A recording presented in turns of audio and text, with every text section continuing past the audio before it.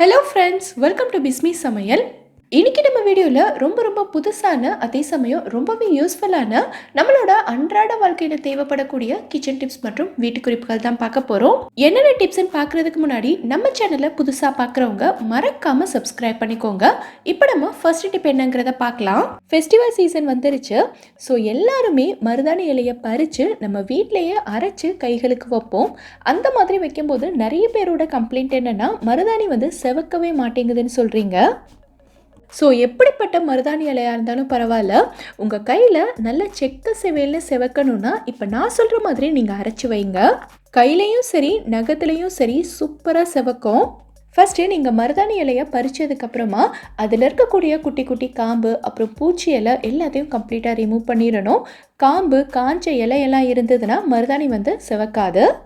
அடுத்து இந்த இலையை நம்ம நல்லா கழுவி எடுத்துக்கலாம். இந்த மருதாணி செடி ரோட்டுக்கு மேலே இருந்ததுனால ரொம்ப பொழுதியாக இருக்குது. நீங்கள் வீட்டு தோட்டத்தில் தான் வச்சுருந்தீங்க அப்படின்னா லைட்டாக அலசி எடுத்துக்கோங்க. எவ்வளோ தூசியாக இருக்குது பாருங்கள். அடுத்து ஒரு சின்ன மிக்ஸி ஜாரை எடுத்துகிட்டு இந்த இலையை நம்ம அரைச்சிடலாம். மொத்தமாக இலையை போடக்கூடாது, கொஞ்சம் கொஞ்சமாக சேர்த்து தான் நம்ம அரைக்கணும். மொத்தமாக போட்டுட்டோம் அப்படின்னா இலை நமக்கு அரைப்படாது. இது கூடவே நான் கொஞ்சமாக புளி சேர்த்துக்கிறேன். இவ்வளோ மருதாணிக்கு இந்த அளவுக்கு புளி போதுமானதாக இருக்கும்.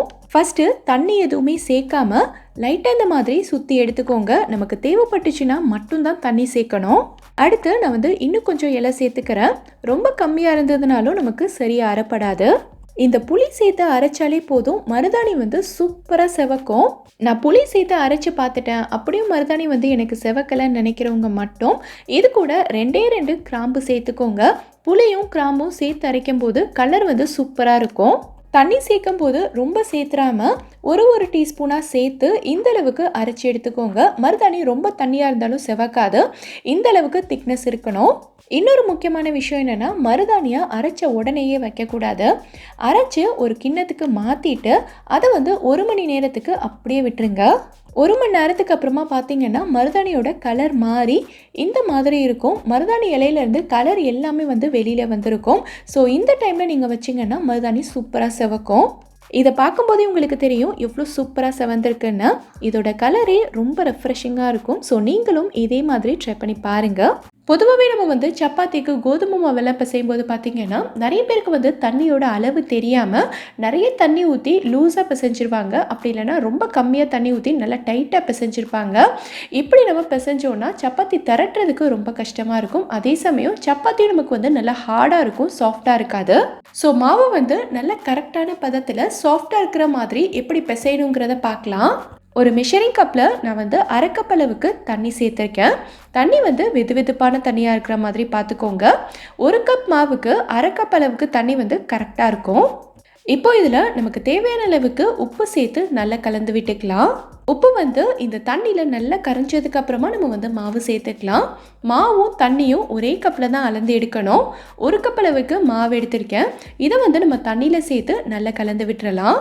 நல்லா கிளறி விட்டுட்டே இருந்தீங்கன்னா மாவு இந்த மாதிரி தான் இருக்கும்.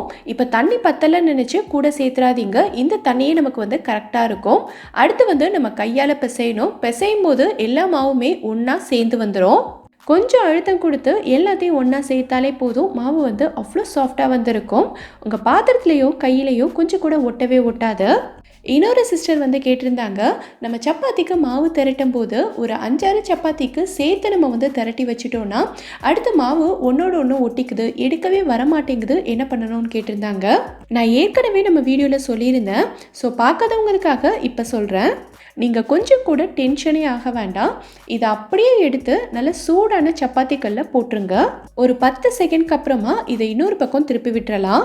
இப்போ இதை பார்த்தாலே உங்களுக்கு தெரியும் மாவு லைட்டாக ஓரத்தில் பிரிஞ்சிட்டு வருது பாருங்கள். இதை நீங்கள் அப்படியே பிரிச்சிடலாம்.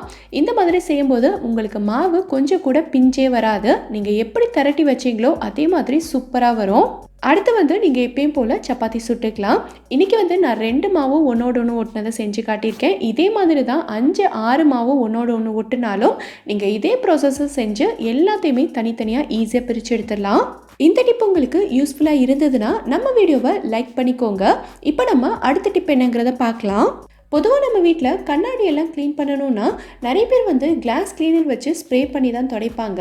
சப்போஸ் உங்ககிட்ட கிளாஸ் கிளீனர் இல்லைன்னா இந்த கண்ணாடியை நல்லா பளிச்சுன்னு புதுசு மாதிரி க்ளீன் பண்ணுறதுக்கு என்ன பண்ணணுங்கிறத நான் சொல்கிறேன். இந்த மாதிரி ஒரு க்ளீனான காட்டன் துணி எடுத்துக்கோங்க. உங்ககிட்ட மைக்ரோஃபைபர் கிளாத் இருந்ததுன்னா ரொம்பவே பெஸ்ட்டாக இருக்கும். இதுக்கு நம்ம யூஸ் பண்ண போகிறது பார்த்திங்கன்னா சானிடைசர் தான். எல்லார் வீட்லேயுமே கண்டிப்பாக சானிடைசர் இருக்கும். ஸோ இதை வந்து துணியில் நம்ம கொஞ்சமாக ஸ்ப்ரே பண்ணிக்கலாம். உங்கள் கண்ணாடியோட அளவுக்கு ஏற்ற மாதிரி நீங்கள் சானிடைசரை ஸ்ப்ரே பண்ணிக்கோங்க. இப்போது இதை வச்சு கண்ணாடி ஃபுல்லாகவே நல்லா தொடச்சி விட்டுருங்க. நான் துடைக்கும் போதே உங்களுக்கு நல்ல டிஃப்ரென்ஸ் தெரியும்னு நினைக்கிறேன். இந்த மாதிரி நீங்கள் துடைக்கும் போது கண்ணாடி வந்து நல்லா பளிச்சுன்னு புதுசு மாதிரி இருக்கும். நீங்கள் எத்தனை மெத்தட் ட்ரை பண்ணியிருந்தாலும் பரவாயில்ல, இந்த மெத்தடில் ஒரே ஒரு தடவை க்ளீன் பண்ணி பாருங்கள். இனி எப்போவுமே இதே தான் செய்வீங்க. அந்தளவுக்கு க்ளீனாக இருக்கும். நீங்கள் ட்ரை பண்ணி பாருங்கள். இது யூஸ்ஃபுல்லாக இருந்ததுன்னா எனக்கு கமெண்ட்டில் சொல்லுங்கள். இப்போ நம்ம அடுத்த டிப் என்னங்கிறத பார்க்கலாம். நம்ம வீட்டில் இருக்கிற கத்தியெல்லாம் பார்த்தீங்கன்னா நாளாக இதோட ஷார்ப்னஸ் வந்து குறைஞ்சி போயிடும். நீங்கள் நிறைய வீடியோவில் பார்த்துருப்பீங்க. இந்த கத்தியை ஷார்ப் பண்ணுறதுக்கு ஒரு செராமிக் கப்போட பேக் சைடில் வச்சு தேய்ச்சா நல்ல ஷார்ப் ஆயிரும்னு சொல்லியிருப்பாங்க. ஸோ ஒரு சிஸ்டர் வந்து நம்ம கமெண்ட்டில் கேட்டிருந்தாங்க, அந்த செராமிக் கப்பில் வச்சு ஷார்ப் பண்ணுற மெத்தட் சுத்தமாக ஒர்க் அவுட்டே ஆகலை, நீங்கள் வந்து வேறு ஏதாவது டிப் இருந்தால் சொல்லுங்கக்கான ஒரு சூப்பரான ஈஸியான ஐடியா இருக்குது. இதுக்கு நமக்கு தேவையானது பார்த்திங்கன்னா சாண்ட் பேப்பர் தான். அதாவது உப்பு தாள்னு சொல்லுவாங்கள்ல, அதுதான் நம்ம வந்து யூஸ் பண்ண போகிறோம். இவ்வளோ பெரிய பேப்பர் நமக்கு தேவைப்படாது. இதுலேருந்து ஒரு சின்ன பீஸ் மட்டும் கட் பண்ணி எடுத்துக்கிட்டால் போதும். இப்போ இதில் இருக்க சொரசொரப்பான சைடில் நம்ம கத்தியை வச்சு நல்லா தேய்ச்சி விட்டுறலாம். எந்த அளவுக்கு வேகமாக அழுத்தி தேய்க்க முடியுமோ அந்த அளவுக்கு தேய்ச்சிக்கோங்க. ஒரே இடத்துல வச்சு தேய்ச்சிட்டு இருக்காம உப்புத்தாளோட மற்ற இடத்துலையும் கொஞ்சம் தள்ளி வச்சு தேய்ங்க. ஏன்னா ஒரே இடத்துல தேய்க்கும் போது அந்த இடம் சாஃப்ட் ஆயிரும். ஸோ சொரப்பாக இருந்தால் தான் கத்தி வந்து நமக்கு நல்ல ஷார்ப்பாகும். ஸோ தள்ளி வச்சு தேய்ங்க.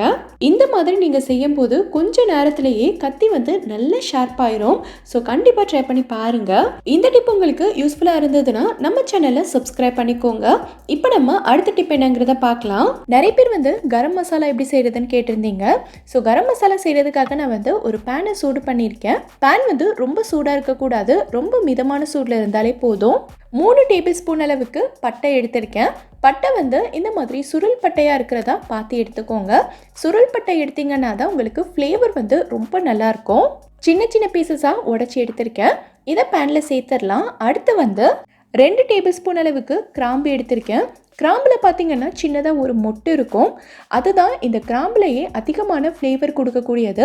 ஸோ அது உடையாத மாதிரி பார்த்து எடுத்துக்கோங்க. அடுத்து 2 டேபிள் ஸ்பூன் அளவுக்கு ஏலக்காய் சேர்த்துக்கிறேன். அடுத்து ஒரு 5-6 ஸ்டார் அனீஸ், அதாவது அன்னாசி பூன்னு சொல்லுவாங்கல்ல, அதை வந்து சின்னதாக உடச்சி வச்சுருக்கேன். இதை நம்ம சேர்த்துக்கலாம். 2 பீஸ் கல்பாசி எடுத்திருக்கேன், இதையும் சேர்த்துக்கலாம். 1 டேபிள் ஸ்பூன் அளவுக்கு மிளகு, 1 டீஸ்பூன் சோம்பு, 1 டீஸ்பூன் சீரகம், ஒரே ஒரு பீஸ் வந்து ஜாதி பத்திரி சேர்த்துருக்கேன். இது உங்ககிட்ட இருந்தால் சேர்த்துக்கலாம், இல்லைன்னா ஸ்கிப் பண்ணிக்கோங்க. கடைசியாக 4-5 பிரியாணி இலை சேர்த்துட்டு இது எல்லாத்தையும் நம்ம வந்து வறுத்துக்கலாம். ஸ்டவ்வை வந்து ரொம்ப கம்மியான நெருப்பில் வச்சு வறுத்துக்கோங்க, இல்லைன்னா நம்ம சேர்த்த பொருட்கள் எல்லாமே தீஞ்சிரும். இல்லை உங்கள் ஊரில் வந்து நல்ல வெயில் அடிக்குது அப்படின்னா இது எல்லாத்தையும் 2 மணி நேரத்துக்கு வெயிலில் வச்சு எடுத்துக்கோங்க. கைப்பொறுக்கிற சூடில் வந்ததுக்கப்புறமா இதை வேறொரு பிளேட்டுக்கு மாற்றிட்டு மறுபடியும் அதே பேன்லேயே 3 டேபிள் ஸ்பூன் அளவுக்கு முழு மல்லி சேர்த்து இதையும் நல்லா வறுத்துட்டு வேறொரு பிளேட்டில் மாற்றி ஆற விட்டுக்கலாம். நல்லா ஆறுனதுக்கப்புறமா ஒரு சின்ன மிக்சி ஜாரில் மாற்றி நல்லா பவுடர் பண்ணி எடுத்துட்டிங்கன்னா சூப்பரான கரம் மசாலா வந்து உங்களுக்கு ரெடி ஆயிரும். இதை வந்து நீங்கள் ஒரு பாட்டிலில் போட்டு ஸ்டோர் பண்ணிக்கிட்டிங்கன்னா 6 மாதம் வரைக்கும் யூஸ் பண்ணிக்கலாம். ட்ரை பண்ணி பாருங்கள். எல்லாரும் தீபாவளி பலகாரம் செய்கிறதுக்கு ஸ்டார்ட் பண்ணியிருப்பீங்க. பொதுவாக நம்ம வந்து தட்டையெல்லாம் செய்யும்போது பார்த்திங்கன்னா நல்லா கிறிஸ்பியாக வரணுங்கிறதுக்காக எண்ணெயை வந்து நல்லா சூடு பண்ணிவிட்டு மாவில் சேர்த்து செய்வோம்.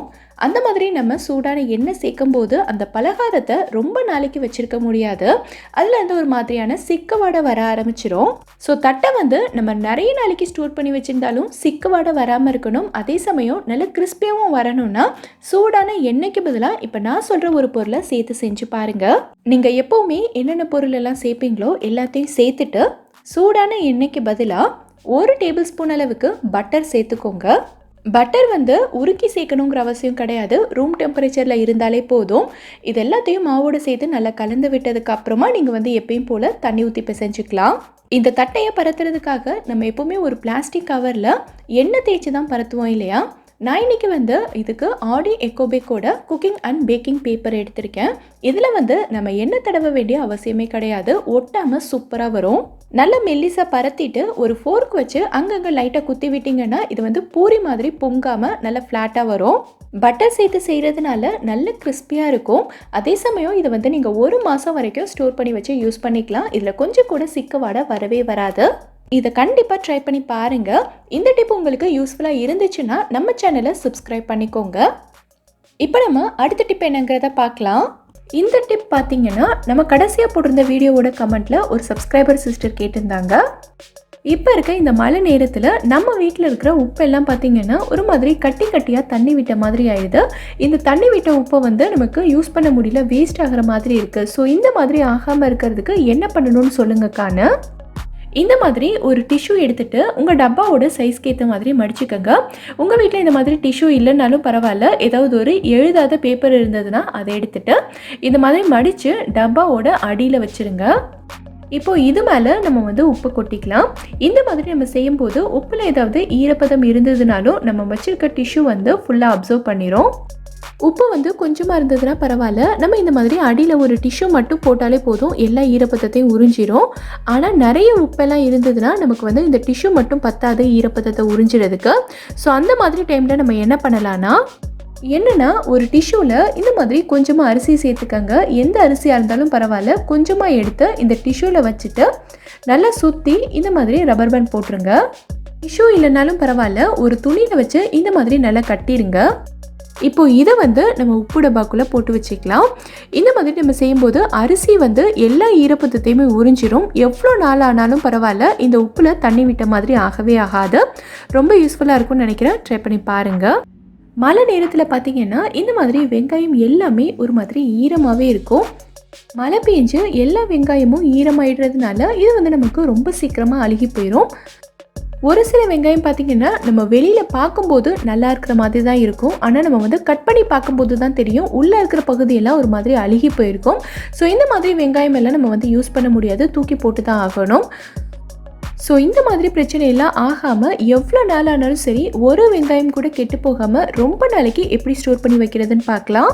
நீங்கள் கடையிலேருந்து வெங்காயம் வாங்கிட்டு வந்த உடனேவே ஒரு நியூஸ் பேப்பரில் விரித்து நல்லா காய விட்டுருங்க. இந்த மாதிரி கிச்சன்லேயே எனக்கு வந்து காய விடுறதுக்கு வசதி இல்லை அப்படின்னா ஒரு சூப்பரான ஐடியா இருக்குது. நம்ம வீட்டில் இந்த மாதிரி குழம்பு பொரியெல்லாம் சமைச்சு வச்சுருப்போம். ஸோ இந்த பாத்திரத்தோட மூடி பார்த்திங்கன்னா ஓரளவுக்கு நல்லா சூடாகவே இருக்கும். இப்போது இந்த மூடி மேலே எல்லா வெங்காயத்தையும் நம்ம வச்சிடலாம். கொஞ்சம் நேரத்துக்கு அப்புறமா லைட்டாக இந்த மாதிரி பரட்டி விட்டுருங்க. இந்த மாதிரி நம்ம செய்யும்போது வெங்காயத்தில் இருக்கிற ஈரப்பதம் எல்லாமே ஓரளவுக்கு நல்லா காஞ்சிரும். இப்போது இதை வந்து நீங்கள் எந்த டப்பாவில் ஸ்டோர் பண்ண போகிறீங்களோ அதில் அடியில் இந்த மாதிரி ஒரு டிஷ்யூ போட்டுட்டு அது மேலே இந்த வெங்காயத்தை நீங்கள் வச்சுக்கலாம். இந்த மாதிரி நம்ம செய்யும்போது மழை நேரத்தில் வெங்காயம் நமக்கு ரொம்ப சீக்கிரமாக கெட்டு போகாது. ரொம்ப நாளைக்கு ஸ்டோர் பண்ணி வச்சு யூஸ் பண்ணிக்கலாம். ட்ரை பண்ணி பாருங்கள். பொதுவாகவே நம்ம எல்லார் வீடுகள்லையுமே இந்த மாதிரி சாம்பார் வைப்போம். சாதத்துக்கு கூட சாப்பிட்றதுக்கு, இல்லைன்னா இட்லி தோசை இந்த மாதிரி டிஃபன் வெரைட்டிஸ்க்கெல்லாம் நம்ம வந்து சாம்பார் வைப்போம். சாம்பார் செய்கிறது ஒன்றும் புது விஷயம் கிடையாது. ஆனால் என்னதான் நம்ம வந்து அடிக்கடி சாம்பார் செஞ்சாலும் கூட அந்த சாம்பாரில் நமக்கு வந்து மனமோ டேஸ்ட்டோ அந்தளவுக்கு இருக்காது. ஸோ நம்மளோட சாம்பார் எப்போவுமே நல்ல கமன்னு வாசனையோடையும் நல்ல டேஸ்ட்டோடையும் இருக்கணும்னா என்ன பண்ணணுங்கிறத தான் இந்த டிப்பில் நம்ம பார்க்க போகிறோம். ஃபஸ்ட்டு நீங்கள் வந்து சாம்பாருக்கு பருப்பு வேக வைக்கும்போது என்னென்ன பொருட்கள்லாம் சேர்த்து வேக வைப்பீங்களோ எல்லாத்தையும் சேர்த்து வேக வச்சு எடுத்துருங்க. நான் இன்றைக்கி வந்து குக்கரில் தான் சாம்பார் செஞ்சுருக்கேன். சிலர் வந்து பருப்பு மட்டும் குக்கரில் வேக வச்சு எடுத்துகிட்டு மறுபடியும் இன்னொரு பாத்திரம் வச்சு காயெல்லாம் வேக வச்சு சாம்பார் செய்வாங்க. எந்த மாதிரி செஞ்சாலுமே ஓகே தான். சாம்பார் செஞ்சு நீங்கள் இறக்கும்போது கடைசியாக இதில் நம்ம ஒரே ஒரு பொருள் சேர்த்துட்டு இறக்குனா போதும். என்னங்கிறத இப்போ பார்க்கலாம். சாம்பாரில் கடைசியாக நம்ம சேர்க்க போகிறது பார்த்திங்கன்னா பெருங்காயத்தூள் தான். இந்த பெருங்காயத்தூள் வந்து நம்ம சாம்பாருக்கு பருப்பு வேக வைக்கும்போது அதோடையும் சேர்த்துருப்போம். அந்த டைமில் கொஞ்சமாக சேர்த்துட்டு இப்போ கடைசியாக எப்படி சேர்க்கணுங்கிறத நான் சொல்கிறேன். கொஞ்சமாக பெருங்காயத்தூள் எடுத்துட்டு அது கூடவே 1 டேபிள் ஸ்பூன் அளவுக்கு தண்ணி சேர்த்துட்டு இந்த மாதிரி நல்லா கலந்து விட்டுருங்க. இப்போது சாம்பாரெல்லாம் பார்த்திங்கன்னா இந்த அளவுக்கு நல்லா கொதிச்சு ரெடி ஆயிடுச்சு. இப்போ நம்ம ஸ்டவ் ஆஃப் பண்ணுறதுக்கு முன்னாடி நம்ம கரைச்சி வச்சுருக்க பெருங்காயத்தை இதில் சேர்த்துட்டு நம்ம ஒரு தடவை நல்லா கலந்து விட்டுட்டு ஸ்டவ் ஆஃப் பண்ணிக்கலாம். இந்த மாதிரி நம்ம செய்யும்போது சாம்பார் பார்த்திங்கன்னா நல்லா கமன்னு வாசனையாக இருக்கும். இதோட டேஸ்ட்டுமே ரொம்ப சூப்பராக இருக்கும். ட்ரை பண்ணி பாருங்கள். இந்த வீடியோவில் நான் சொல்லியிருக்க எல்லா டிப்ஸுமே உங்களுக்கு ரொம்பவே யூஸ்ஃபுல்லாக இருக்கும்னு நினைக்கிறேன். எந்த டிப் உங்களுக்கு ரொம்ப யூஸ்ஃபுல்லாக இருந்ததுங்கிறத கீழே இருக்க கமெண்ட்டில் எனக்கு சொல்லுங்கள். இந்த வீடியோ உங்களுக்கு பிடிச்சிருந்தா லைக் பண்ணுங்க, உங்க ஃப்ரெண்ட்ஸ் உங்க ஃபேமிலி மெம்பர்ஸ் கூட இந்த வீடியோவை ஷேர் பண்ணுங்க. மறக்காம நம்ம பிஸ்மி சமையலுக்கு சப்ஸ்கிரைப் பண்ணிட்டு பக்கத்துல இருக்கக்கூடிய பெல் ஐக்கானையும் கிளிக் பண்ணி அதுல ஆல் ஆப்ஷனையும் செலக்ட் பண்ணுங்க. தேங்க்யூ.